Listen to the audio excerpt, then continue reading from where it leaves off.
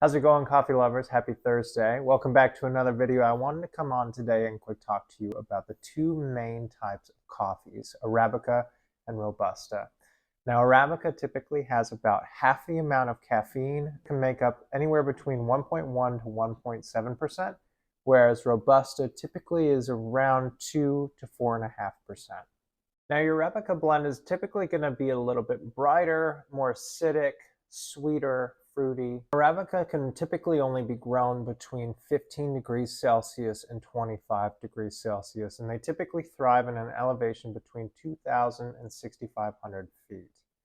Now, Robusta can be grown between 20 to 30 degrees Celsius and below that 2,000-foot elevation, just a little bit more resilient to things like elevation, to weather, to pests, to disease, whereas Arabica is a little bit more delicate.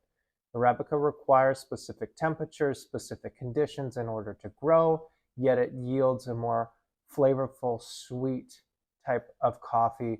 Your Robusta is typically going to be a little bit hardier. It's going to be able to survive in those harsher conditions. The flavor is going to be a little bit more nutty, dark chocolatey.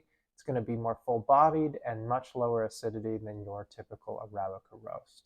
I hope this was helpful.